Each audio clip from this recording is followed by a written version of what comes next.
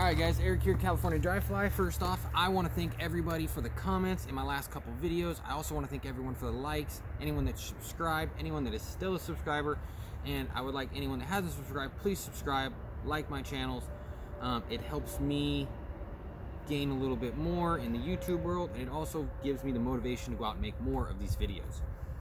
So in my last couple of videos, I got some comments about what flies I was running out on the North Fork of the Yuba, and that was above Downeyville into Sierra City, and what flies I used on the Silver Fork and the middle South Fork of the American.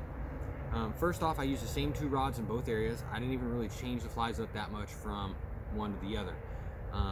I used my 4-weight 10-foot Nymphster rod.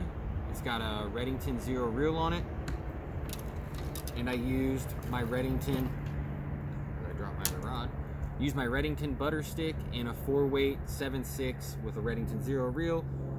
It's got a 4-weight weight forward fly line on it, nothing special.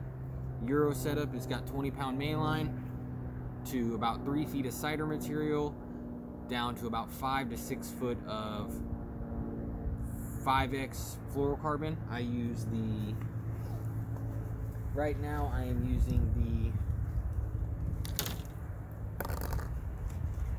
so we'll pretty much go over there. So right now I'm using the, I don't know if you can see that, but that's the 4-pound Scientific Angler, or not even, that's White River. So it's really cheap stuff and it works great. And then I use the 11-pound 1X Redington cider. I also ended up using a lot of the 6X Rio 3.6-pound fluorocarbon. Pretty much all fluorocarbon. On my dry fly setup, I used a 9-foot Rio tapered leader down to a 3.6-pound tip in. And then I tied on my first dry fly. My first dry fly pretty much for both areas was this grasshopper, which I got this grasshopper from Sportsman's Warehouse. Just a little basic foamy grasshopper. They buy them generically.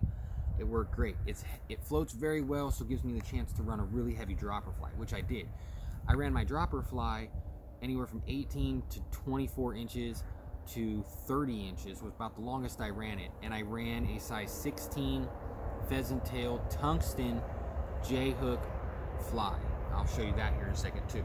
The other dry fly I ran was your standard caddis in olive and brown. I ran that in a size 14 and I ran it in a size 12. Those were my two dry flies I ran pretty much both places. The caddis bite up there is just going to get better for the next, into October. Caddis bite's just going to get better, and the hopper bite is right now awesome and wide open on anywhere from the North Fork of the Yuba to the Truckee to the American. Seems to be the go-to right now for a hopper dropper setup. The hopper's the way to go. As for the nymphs I ran, on my dry fly setup there, I ran a size 16 pheasant tail. Y'all know what the pheasant tail is. I ran that in a in shallow riffles and stuff like that. I ran that guy, but mostly I ran tungsten stuff, all J-hook stuff. Same thing for my Euro rod. I ran these right there. That is a size 16 pheasant tail with a hot spot, and it's on a J-hook competition fly, or J-hook competition hook. Some of these I tie myself. As you can see, I started out not so hot, got a little better into the other ones. A lot of these I buy online, eBay, Facebook, anywhere I can find them for a good price. I'm buying these guys if I can't tie them myself. So that's pretty much, I pretty much ran this little guy here. It's a version of a mayfly. It's kind of an all-around pattern. You can run it in a lot of different water conditions in a lot of different areas in California right now. The other fly I ran a lot was, like I said, the tungsten pheasant tail with the pink hotspot. Those are pretty much the two flies I ran as my dropper, and also the two flies I ran as my anchor fly on my Euro rig. I didn't really change up much from those two flies because they were producing so well. I just stuck with them.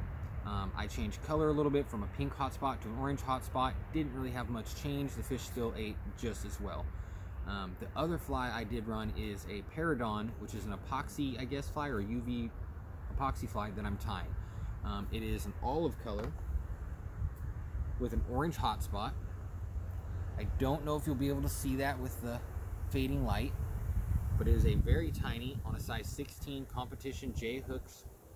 Again, barbless, and I tie those myself, and then I hit them with the UV epoxy, and they come out nice, and they caught a lot of fish. If you don't have those, your best bet would be just running pheasant tails, and some sort of blue wing olive or mayfly or caddis setup would work great up there right now. And fluorocarbon was the name of the game. The fish were very skittish. They've been fished really hard in a couple of days, campers and people coming up to visit for the Labor Day weekend. So anyways, guys, as always, feel free to drop me a comment if you have any more questions about any of the stuff I use, any of the gears, rigs, flies, anything like that. Always drop me a comment. And as always, thank you for subscribing, and I will see you on the water.